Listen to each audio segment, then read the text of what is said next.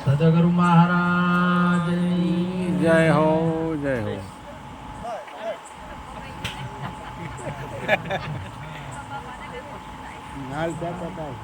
આજે પવિત્ર ભૂમિયા કાતરા મુકામે ભક્ત શ્રી પ્રભાતજી બેનબા મળી પોતાના માતુશ્રીના નામ સ્મરણના અર્થે આજે ભજન સત્સંગ રાખી સંતોને તેડ્યા, ભક્તોને તેડી દર્શન સત્સંગ ને સેવાનો આ પરિવાર લાભ લઈ રહ્યા છે. ખૂબ ખૂબ ધન્યવાદ.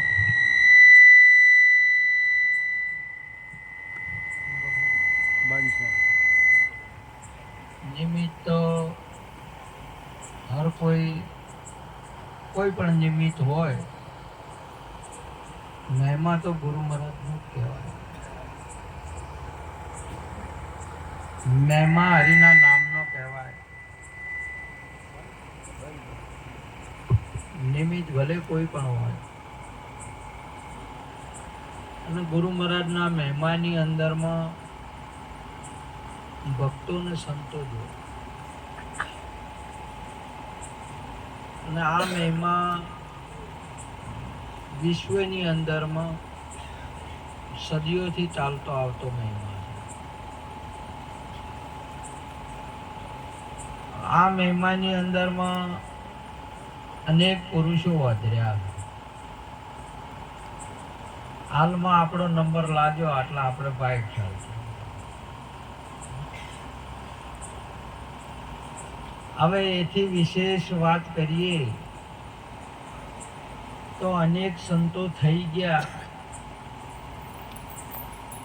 અને હાલ છે ને હવે થવાના છે એ પણ વાત બરોબર નહીં. કેમ કે સ્વરૂપ તો એક જ છે, હરિએ એક જ છે, અને આત્મા એક જ છે. વસ્ત્ર બદલે આપણે ના બદલે આપણે એના એ છે, શરીર બદલો છે, આત્મા એનો એ છે, અને એ આત્મા અનેક નહીં, એક જ આત્મા. તમારે આ વાતને વિચાર કરવા જેવી બાબત છે કે આટલા અનેક શરીરો હોવા છતાં આ અનેક શરીરને આ એક આત્મા કેવી રીતે ધારણ કરી રહેલો છે. આ મોટી અચરજ છે ને આર્યું સમજવાનું છે આપણે. અને હું તો કાયમ કહું છું કે મારી વાત ઉપર હવે વિશ્વાસ નહીં રાખવાનો, તમારે જઈને સમજવાનું છે. કોઈ સદગુરુ પાસે સાંભળવાથી મેળ નહીં આવતો, આ જોવાથી મેળ નહીં આવતો. કેમ કે આ વસ્તુ પ્રાપ્તિની ઇન્દ્રિયનો વિષય નહીં. આત્માની પ્રાપ્તિ ઇન્દ્રિયનો વિષય જ નહીં. સાંભળવાથી નહીં મેળ આવે, જોવાથી મેળ નહીં આવે, બોલવાથી મેળ નહીં આવે. આ તો ઇન્દ્રિયોથી પર છે. અને એ વસ્તુનો મહિમા સદીઓથી ચાલતો આવતો ને આખા વિશ્વની અંદરમાં, એના માટે આ મહિમા અચરજ જેવો મહિમા એના માટે કહેવાય છે કે જે શાસ્ત્રો જેનું વર્ણન નહીં કરી શકતા, થાકી જોય છે. વેદ થકે, બ્રહ્મા થકે, થકે શેષ મહેશ, ગીતાજી કો ગમ નહીં જાન સદગુરુજી કો ઉપદેશ. મોટા મોટા મુનિવરો આ મહિમાને ગોય છે. આવો અધર અમર અવિનાશી આત્મા પોતાને નક્કી કરાવે, ભાયક જેને જ્ઞાની ગુરુ મિલી આવે. જો આપણું ભાયક હશે તો કોઈ તમને તત્વવેતા પુરુષ મળી જાય ને આ આત્માને પ્રગટ કરી દેશે. જે હમણાં સુંદર મહાપુરુષે વર્ણન કર્યું હતું કે આમાં વર્ષો નહીં લાગતા, ટાઈમ ના લાગે. એ ગુરુની એટલા માટે ગુરુની કૃપા છે. આ ગુરુની વિશેષતા કેમ છે કે જે આપણાથી કોઈ ના થાય એ ગુરુ કરી દે. આપણે જો ના જઈ શકાય અહીંયા ગુરુ પોકાડે. આપણા જે જોવામાં આપણી ઓખથી જોવામાં નહીં આવતું એ ગુરુ બતાવે. આપણી ઓખથી ઓભળવામાં નહીં આવતું ને એ ગુરુ સંભળાવે. આપણા મુખથી બોલવામાં ના આવે એ ગુરુ બોલાવે.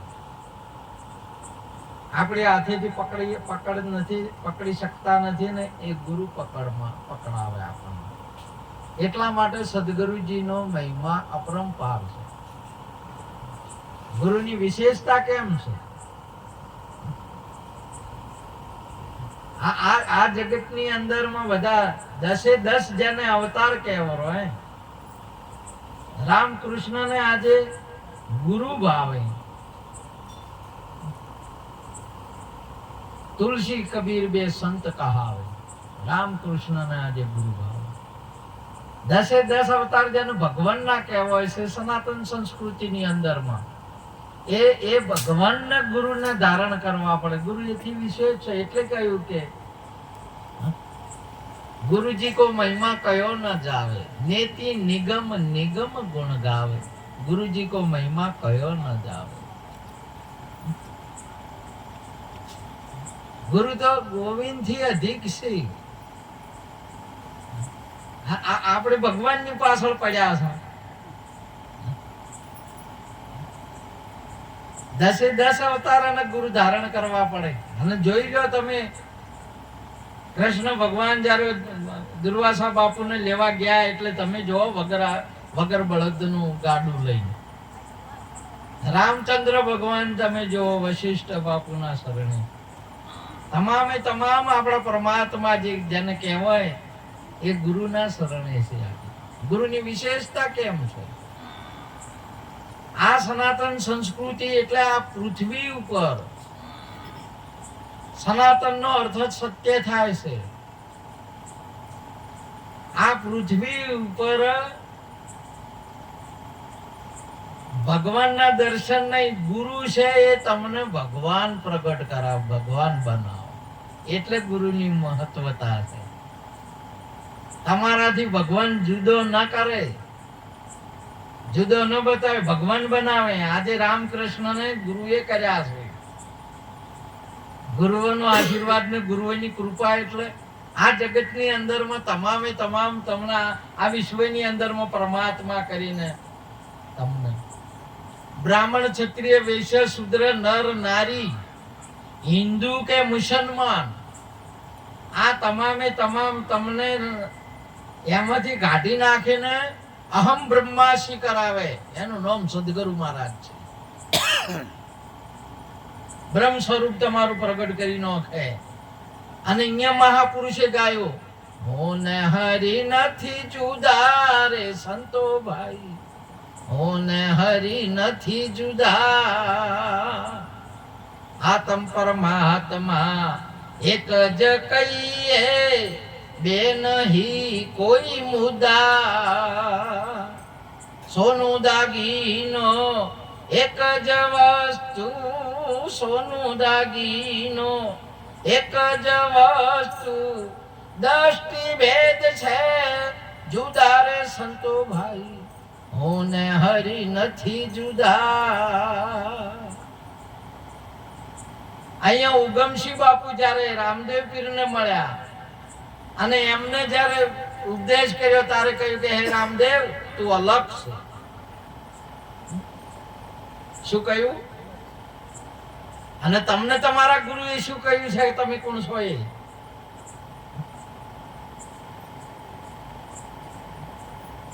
સદગુરુ અલખ લખાયો એ સંતો ભાઈ, સદગુરુ અલખ લખાયો.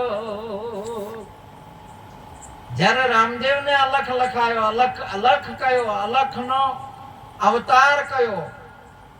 અને જ્યારે આ અલખ ની સમજણ તમને પડે એટલે અલખ ની અવતરણ થાય, એને અવતાર કહેવાય. તમારા સમજણ નો અવતરણ થાય ને તો અવતાર કહેવાય તમારે, ન કે શરીરનો જન્મ કહેવાય. અને સમજણનો પ્રાગટ્ય થાય તો એને અવતાર કહેવાય. અને ભગવાન બધા અવતારી કહેવાય હોય. આના શરીરો બધા જન્મ વાળા કહેવાય હોય. એટલે શરીરનો જન્મ વાળાનો મૃત્યુ થાય અને અવતાર વાળાનું મૃત્યુ થાય નહીં. એટલે અહીંયા ગીતાજીની અંદરમાં ભગવાન બોલ્યા આપણા, ન જાયતે મ્રિયતે વા કદાચિત, હું જન્મતોય નહીં ને મરતોય નહીં. હે અર્જુન, એમ તુએ નહીં મરતો ને તુએ નહીં જન્મ. જન્મ મરણ કેવળ શરીરનું છે, આત્માનું નહીં. અને એ આત્માની સમજણ માટે આપણે સદગુરુ શરણે જવાની જરૂર છે. અને તમને જેમ અહીં દીવો પ્રગટ કરતા કરે એટલી વાર થાય એમ તમારા આત્માનું પ્રાગટ્ય કરી નાખે સદગુરુ. એની સદગુરુની બલિહારી છે. એટલા માટે મહાપુરુષે કહ્યું, તમારે હાથને પકડવો હોય તો તમારાથી આ હાથથી આ હાથ પકડાશે, કોણને પકડવો છે તો પકડાશે, ઓખને પકડવી છે તો પકડાશે, નાકને પકડવું છે તો પકડાશે, છાતીને પકડાય, પેટને પકડાય, પગને પકડાય, પણ તમને ન પકડાય. એના માટે મહાપુરુષે કહ્યું, સદગુરુ તમે ભલી કરી, એસી કરે ન કોઈ, સાત દીપ નવખંડમાં મારો પલો ન પકડે. હોય તમે પકડા ના જાઓ, તમે પકડમાં ના આવો. એ કેવળ સદગુરુ પ્રગટ કરી શકે ને પકડી આલે તમને આ જગતની અંદરમાં. એના માટે સદગુરુજીનો મહિમા છે. જઈ જુઓ તમે એકવાર સદગુરુના શરણે જાઓ. જે જ્યાં છે ને એનો પરમાણ બોલે છે ને એના જ્ઞાનનું પ્રાગટ્ય થાય, અવતરણ થાય. એટલા માટે આ મહિમા ઘણો મોટો છે. મહિમા આજે પણ તમારે તમે જો સદગુરુ શરણે જે જગ્યાએ અહમ બ્રહ્માસ્મિ થાય, એથી વિશેષ નિરોધ બાપુ તો બોલ્યા, हमसे ब्रह्म है, ब्रह्म से माया, माया से सब संसारा, इस विष हम है सब में, सब बीज वृक्ष पे विस्तारा. હું આ બધું મારામાં છે ને હું બધાયમાં છું. આવું જ્યારે જ્ઞાન પ્રગટ થાય એ સદગુરુ કરી શકે, ન કે તમારે કોઈ દાડો થાય નહીં. કોઈ દિવસ તમે આ શેની રીતે તમે જોવો, પેલા ગોરખને કબીરનો સંવાદ છે મહાપુરુષોનો, એટલે થાળીમાં બેઠા હતા, કોણીમાં બેઠા હતા. અને તમને તમારે યાદ કરો, ગુરુ મહારાજે તમને બધાય સદગુરુ મહારાજની જય હો. તમને તમે યાદ કરો, સદગુરુજીનો શબ્દ વિચારતા ટળે મોહ માયા ને વિકાર, હરિરસ પીજીએ. તમારા ગુરુએ તમારે જ્ઞાન પ્રગટ કર્યું છે, તમારું સ્વરૂપ પ્રગટ કર્યું છે. એ દેહ રૂપ નહીં, નર રૂપ નહીં, નારી રૂપ નહીં, હિન્દુ નહીં, મુસલમાન નહીં, બધા ધર્મોથી પર છો તમે. સર્વ ધર્મ પરિત્યજ્ય મામેકમ શરણમ વ્રજ, અહમ તવા સર્વ પાપો ભય મમ સચ. બધા પાપોથી હું તને મુક્ત કરી નાખું. તું બધા પ્રશ્ન છોડીને ખાલી તું શરણે આવી જા. તમે કેવળ તત્વવેતા પુરુષના શરણે જાઓ. તમારો પ્રશ્ન છે બીજું નહીં. સદગુરુ છે નહીં, એ આદમીએ નહીં કે નારીએ નહીં. સદગુરુ એ સદગુરુ છે. આદમીએ ના હોય કે બૈરુએ ના હોય. અને મહાપુરુષે કહ્યું કે બૈરાનો અને આદમીનો મહિમા જગતમાં છે, અહીંયા ભક્તનો મહિમા છે. આ જગતની અંદરમાં તમે જો સ્કૂલની અંદરમાં જાઓ ને, એડમિશન લો ને, એટલે કેવળ વિદ્યાર્થી છે ને શિક્ષક જ છે. અહીંયા દીકરીએ ના હોય કે દીકરોય નહીં. એ સંસારની બાબત છે. સ્કૂલની અંદરમાં વિદ્યાર્થી છે, કેવળ શું છે? વિદ્યાર્થી છે. અહીંયા કેવળ જિજ્ઞાસુર છે. અને મહાપુરુષો સંતોષ છે, બીજો કોઈ નહીં.